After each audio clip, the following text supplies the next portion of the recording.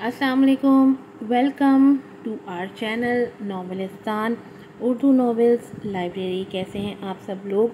उम्मीद है आप सब लोग ठीक ठाक होंगे, खैरियत से होंगे।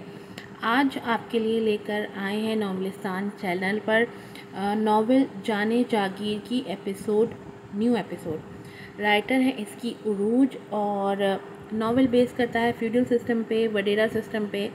और जल्दी से आगे बढ़ते हैं और देखते हैं आज की एपिसोड में क्या चल रहा है। चैनल को सब्सक्राइब कर दें, वीडियो को लाइक कीजिएगा, शेयर कीजिएगा, अच्छे से रिव्यूज़ दीजिएगा और बेल आइकन को ज़रूर प्रेस कीजिएगा ताकि तमाम एपिसोड की नोटिफिकेशंस आपको वक्त पर मिल सकें। नॉवेल है जाने जागीर, राइटर है उरूज, किस्त नंबर है 11। Surprise episode. छोटे खान आपको खान साहब ने अपने कमरे में बुलाया है। रात 1 बजे हॉल में बैठी मुलाजिमा तुराब खान का पैगाम जजलान तक पहुंचाने के लिए उसका इंतज़ार कर रही थी। जब उसे अंदर दाखिल होते देख जल्दी से खड़ी होती अदब से बोली तो वो गहरी सांस भर के तुराब खान के कमरे की जानिब बढ़ गया। वो जानता था उन्होंने क्यों बुलाया है।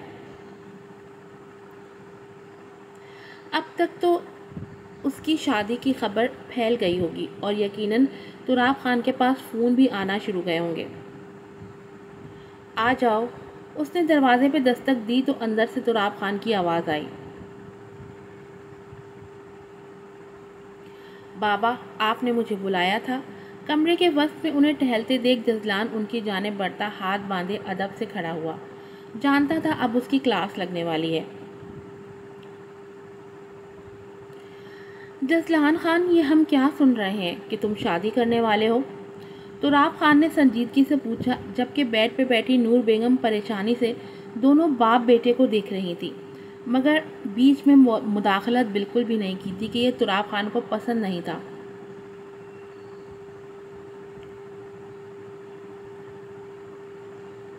जी बाबा, आपने सही सुना है, वो इत्मीनान से बोला तो तुराब खान के माथे पे बल पड़े। तुम होश में तो हो? ये क्या बोल रहे हो? किसी भी ऐरी गैरी लड़की से शादी कर लोगे? वो गुस्से से धाड़े, मगर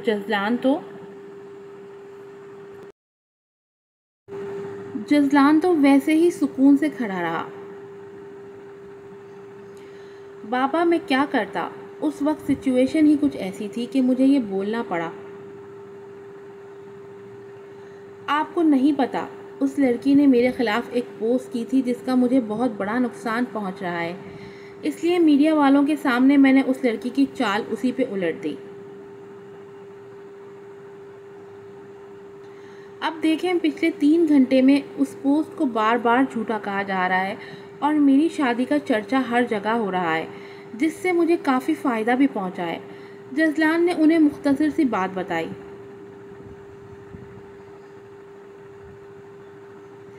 तो क्या अब तुम उस लड़की से शादी करोगे? सब सुनने के बाद वो ज़ब्त से बोले।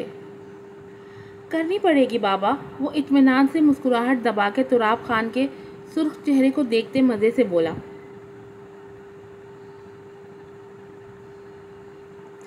ना जाने किस खानदान की लड़की है जिसे तुम हमारी बहू बनाने का ऐलान सारी दुनिया में कराए हो। तुराब खान सर झटक के नूर बेगम को पानी का इशारा करते बेड पे बैठ गए। ये सवाल तो आपने अपने बड़े बेटे से भी नहीं पूछा था। बस उसके कहने पे लड़की का नाम जाने बगैर ही रिश्ता लेके जाने के लिए तैयार हो गए थे, मगर मेरी बारी में ऐसा क्यों? जसलान ज़रा खफगी से बोला तो तुराब खान ने उसे घूरा।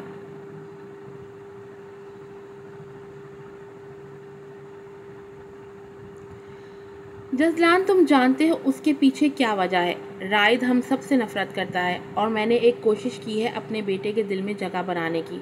मैं मरने से पहले एक बार अपने बेटे को सीने से लगाना चाहता हूँ। जानता हूँ वो मुझसे इतनी नफरत करता है कि मेरे मरने के बाद मेरे जनाजे को भी कंधा ना दे, मगर मैं उसकी यही नफरत ख़त्म करना चाहता हूँ। तुराब खान बेबसी से नूर बेगम के हाथ से पानी का गिलास लेते बोले।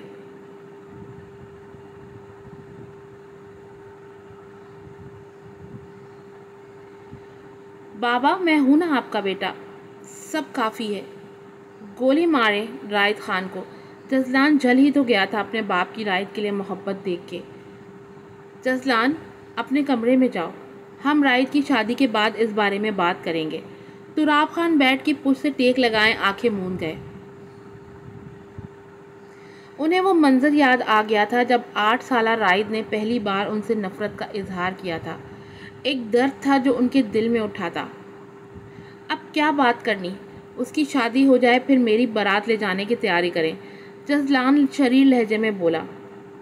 اگر میری بات مان کے اپنی عیاشیوں کو بریک لگا لیا ہوتا تو آج یہ دن نہ دیکھنا پڑتا۔ تراب خان آنکھیں بند کیے طنز کر گئے، جبکہ ان کے برابر میں بیٹھی نور بیگم نے افسوس سے سر جھٹکا۔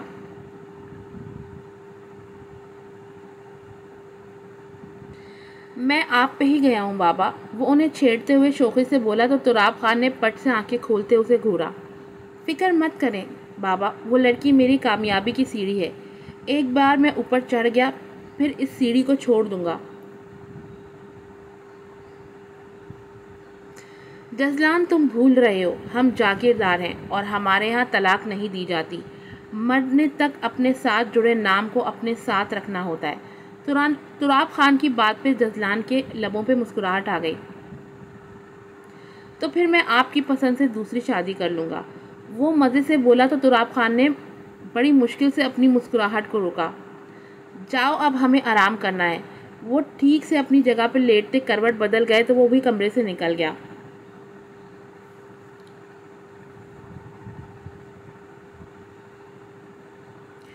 وہ ایمل سے شادی تو نہیں کرنا چاہتا تھا، مگر یہ اس کی مجبوری تھی، کیونکہ وہ ساری دنیا کے سامنے اسے اپنی ہونے والی بیوی کہہ چکا تھا اور وہ اب اپنی بات سے پیچھے نہیں ہٹ سکتا تھا۔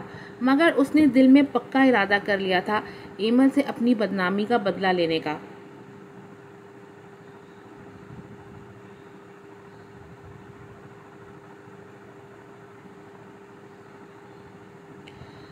ایمل، یہ کیا نیوز چل رہی ہے ٹی وی پہ؟ کیا تم واقعی اس سے شادی کرنے والی ہو؟ دوسرے دن ہی صبح سب سے پہلے مہوش کا فون آیا تھا، جس نے نیوز دیکھتے ہی ایمل کو فون ملایا تھا۔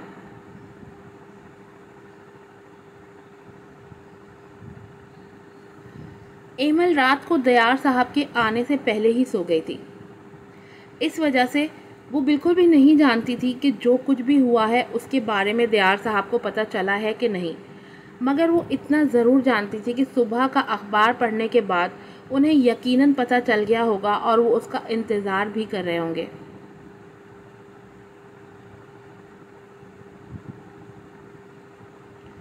مہوش، مجھے تو خود کچھ سمجھ نہیں آ رہا، کل جزلان خان نے جس طرح سے ساری بازی الٹی، مجھے تو یقین ہی نہیں ہو رہا، مجھے تو سمجھ نہیں آ رہا کہ میں اب کیا کروں گی، سب کو ہی پتہ چل گیا ہوگا۔ ایمل کل سے بہت ہی پریشان تھی، وہ بار بار کچھ نہ کچھ کرنے کا سوچتی مگر پھر سے اسے اپنے بابا یاد آ جاتے۔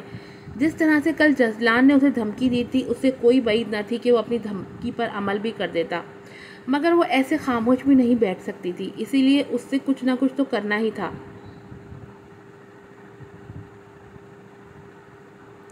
اب تم کیا کرو گی؟ مہوش نے فکر مندی سے پوچھا۔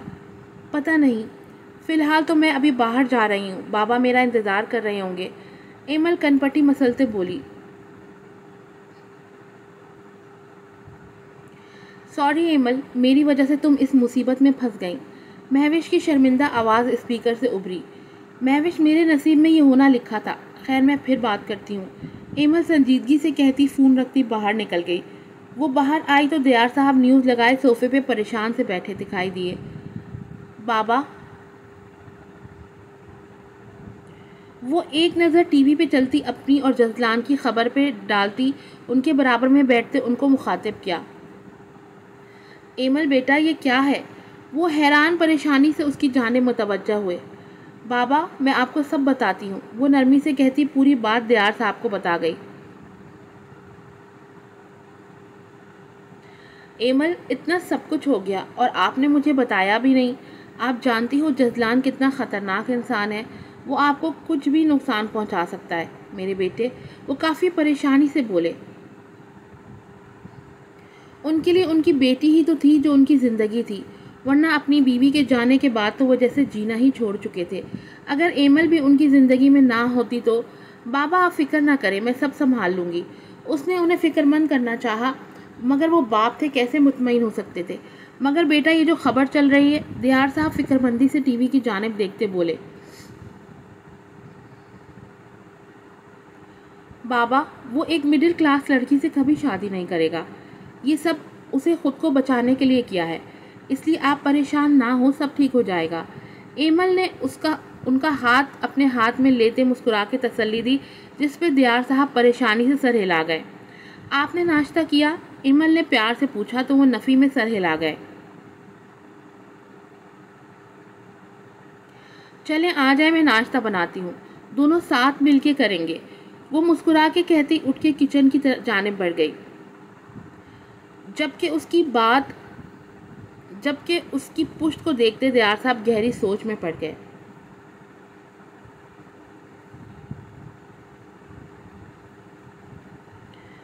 وقت اتنی تیزی سے گزرا تھا کہ کسی کو پتہ ہی نہیں چلا کہ کب شادی کا دن آ گیا۔ چاروں اور شہنائیوں کے ساتھ بارات دھوم دھام سے آئلہ کے دروازے پہ پہنچی تھی۔ رائد کے چہرے پہ خوشی صاف چھلک رہی تھی۔ ہر وقت سنجیدہ رہنے والا رائد آج مسکرا رہا تھا۔ تراب خان اپنے بیٹے کے اوپر سے بار بار نوٹ وار رہے تھے، مگر رائد نے ایک بار بھی اپنے باپ کو نہیں دیکھا تھا۔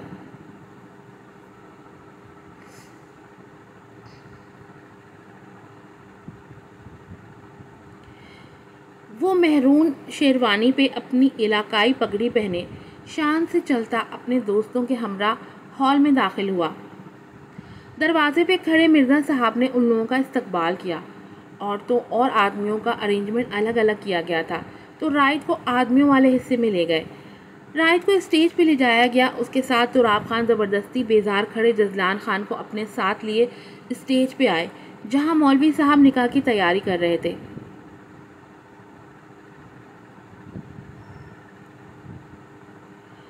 لڑکی سے اجازت لینی ہے، مولوی صاحب کے کہنے پہ وہ مولوی صاحب کو لیے عورتوں کی طرف برائڈل روم کی جانب بڑھ گئے۔ خوش رہو بیٹا، مرزا صاحب نے اس کے سر پہ ہاتھ پھیرا۔ وہ سرخ لہنگے میں چہرے کے گرد سرخ نقاب کیے، جس سے اس کی صرف سرمئی آنکھیں نظر آ رہی تھیں، جو نفاست سے کیے میک اپ کے ساتھ اور بھی پیاری لگ رہی تھی۔ بھاری زیورات پہنے، سر پہ لہنگے کا دوپٹہ اوڑھے، سر جھکائے بیٹھی بے حد پیاری لگ رہی تھی۔ آئلہ مرزا ولد مرزا شاہ، آپ کا نکاح رائد خان ولد تراب خان سے 1 کروڑ حق مہر کیا جاتا ہے، کیا آپ کو قبول ہے؟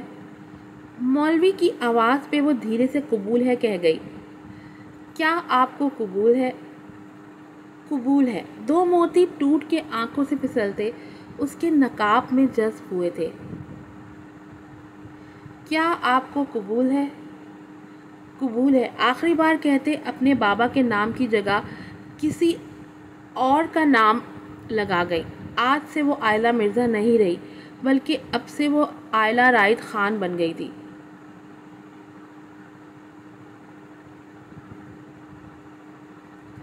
مبارک ہو، مرزا صاحب نم آنکھوں سے اس کے جھکے سر پہ بوسہ دیتے مولوی صاحب کو لیے باہر نکل گئے۔ آج اپنے گھر سے رخصت ہونے پہ وہ اپنی ماں کے گلے لگتی رو دی۔ یہ احساس بہت ہی الگ تھا کہ وہ اپنے باپ کے گھر کو چھوڑ کے جا رہی ہے۔ آج سے وہ کسی اور کی ملکیت ہو گئی تھی۔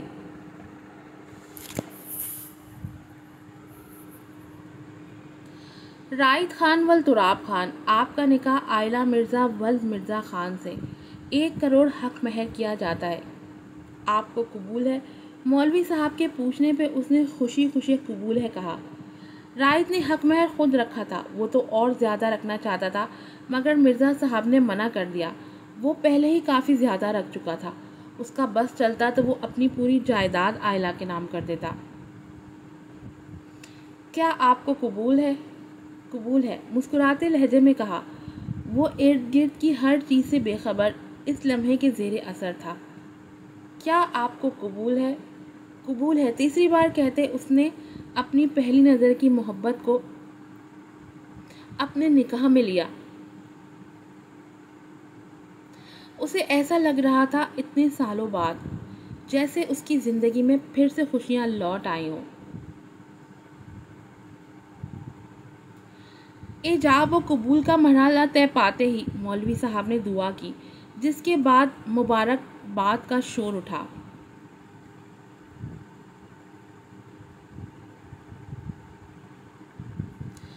مبارک ہو بیٹا، سب سے پہلے تراب خان نے اٹھ کر اسے گلے لگایا تھا، جبکہ کوئی تماشا نہ بنے اس لیے رائد بھی چپ چپ سرسری سا ان کے گلے لگ گیا تھا۔ باری باری سب رائد کو مبارکباد دے رہے تھے، مگر جزلان نے اپنی جگہ سے اٹھنے کی زحمت نہ کی تھی۔ جزلان، تراب خان نے اسے اپنی جگہ سے ہلتے نہ دیکھ تنبیہ انداز میں پکارتے گھورا تو وہ منہ بناتے اٹھ کے رائد سے نہ ملنے کے برابر گلے ملا، جبکہ رائد کا بھی یہی حال تھا۔ آئلہ کو اسٹیج پہ لا کے بٹھا دیا گیا تھا۔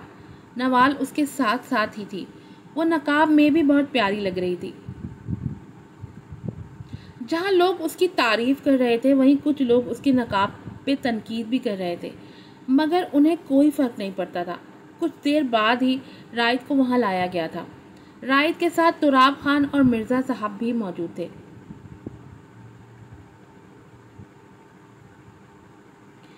رائد کی نظر جیسے ہی اسٹیج پہ سر جھکائے بیٹھی آئلہ پہ گئی، اسے نقاب میں دیکھ اس کے لب مسکراہٹ میں ڈلے۔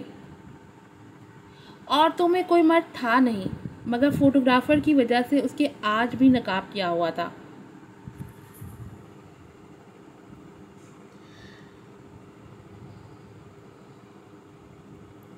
دھیرے دھیرے سے رائد اسٹیج پہ اس کے ساتھ آ کے بیٹھا تو نوال اسٹیج سے اتر کے ایک طرف ہو گئی۔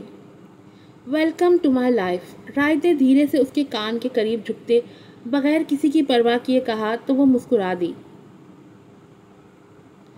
کھانا کھلا اور پھر اس کے بعد رخصتی کا شور اٹھا۔ حسین آ تو نہیں سکا تھا، مگر اس نے ویڈیو کال پہ اسے بات کی تھی اور اپنی بہن کو دلہن بنے دیکھ وہ رو دیا تھا، جس پہ آئلہ بھی اپنے آنسوؤں پہ قابو نہیں رکھ سکی تھی۔ قرآن کے سائے میں رخصت ہوتے وقت اسے شدت سے اپنے بھائی کی یاد آئی تھی، جس پہ وہ اپنے بابا کے گلے لگتے بہت روئی تھی۔ بیٹا کسی کو شکایت کا موقع نہیں دینا، مرزا صاحب نے اسے اپنے ساتھ لگاتے کہا تھا، جس پہ وہ روتے ہوئے اسبات میں سر ہلا گئی۔ رائد بیٹا، اگر کبھی انکل آپ فکر نہ کریں، آپ کی بیٹی بہت اچھی ہے، مجھے پورا یقین ہے وہ مجھے کوئی شکایت کا موقع نہیں دے گی۔ رائد ان کی بات کاٹتے بولا تو وہ دھیرے سے مسکرا دیے۔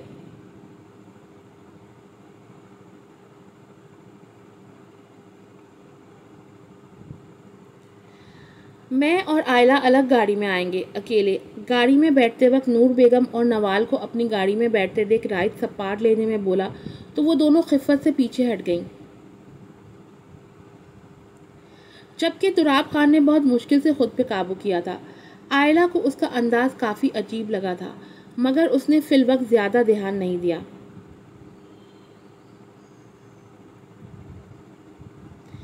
ہاں بیٹا کیوں نہیں، نور بیگم مسکرا کے کہتی دوسری گاڑی کی جانب بڑھ گئیں۔ رائد نے آئلہ کے لیے آگے کا دروازہ کھولا تو وہ جھجکتے ہوئے فرنٹ سیٹ پہ بیٹھ گئی۔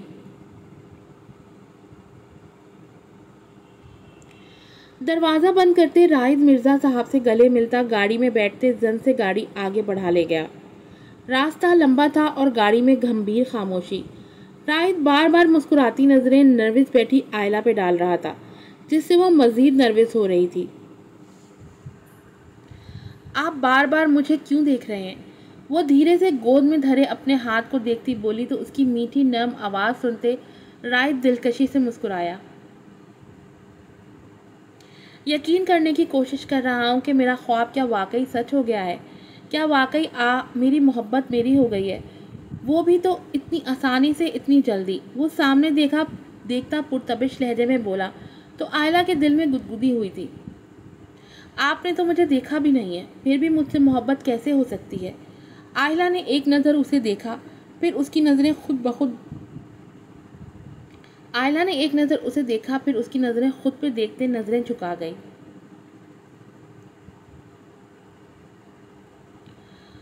تمہارا یوں مجھ سے شرما کے پلکیں جھکانا میرے دل کے سارے تار چھیڑ دیتا ہے۔ رائد دل پہ ہاتھ رکھتے جذب کے عالم میں بولا تو آئلہ کے نقاب میں چھپے لبوں پہ مسکراہٹ گہری ہو گئی۔ پہلی بار تم جب ان خاتون کو روڈ پار کروا رہی تھی تب میں نے صرف تمہاری آنکھوں کو دیکھا تھا، اور اس وقت سے ہی مجھے تمہاری آنکھوں سے عشق ہو گیا۔ رائد گھمپیرتا سے کہتا اس کا ہاتھ تھام کے لبوں سے لگا گیا تو آئلہ سے نظریں اٹھانا مشکل ہو گیا۔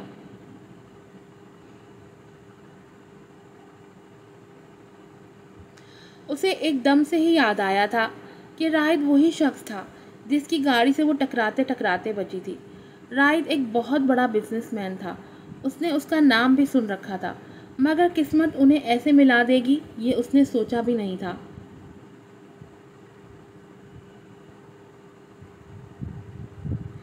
آئلہ، میں جتنا پیار کرنے والا ہوں اتنا ہی اصول پسند بھی ہوں۔ مجھے جھوٹ سے نفرت ہے، تو کبھی بھی غلطی سے بھی مجھ سے جھوٹ نہیں بولنا، کیونکہ میں برداشت نہیں کر پاؤں گا اور میرا غصہ تم سہ نہیں پاؤ گی۔ رائد نے پیار سے اسے سمجھایا تو اس نے حیرت سے اپنی سرمئی آنکھیں اٹھا کے ڈرائیو کرتے رائد کو دیکھا۔ آپ مجھے ڈرا رہے ہیں، وہ معصوم سے استفسار کرنے لگی تو رائد کا قہقہ بے ساختہ تھا۔ نہیں میری جان، سمجھا رہا ہوں تاکہ تمہیں کبھی میرے غصے کا سامنا نہ کرنا پڑے۔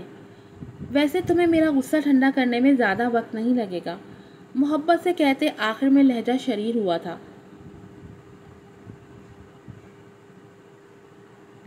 وہ کیسے؟ بے اختیار اس کے منہ سے نکلا۔ اپنے خوبصورت وجود میں الجھا کے تم میرا غصہ اڑن چھو کر سکتی ہو۔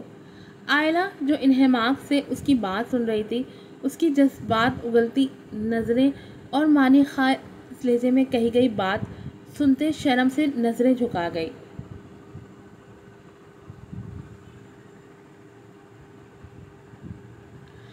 اس کا پھر سے نظریں جھکانا رائد کو بےتاب کر گیا تھا۔ وہ جلد سے جلد اس راستے کو ختم کر کے حویلی پہنچنا چاہتا تھا۔ آج کی ایپیسوڈ یہیں پر ختم ہوتی ہے۔ امید ہے آپ کو پسند آئی ہوگی۔ اس کے بعد آج 2 ایپیسوڈز لگیں گی، ایپیسوڈ نمبر 11 اور ایپیسوڈ نمبر 12۔ دونوں ایپیز پہ اچھا سا ریسپانس چاہیے مجھے۔ تو پھر ملوں گی آپ سے نئی ایپیسوڈ کے ساتھ، کیونکہ اس کے بعد مجھے 4 ایپیسوڈ اور ڈب کرنی ہے، بہت جلدی بھی ہو۔ پھر ملوں گی آپ سے نئی ایپیسوڈ کے ساتھ۔ السلام علیکم۔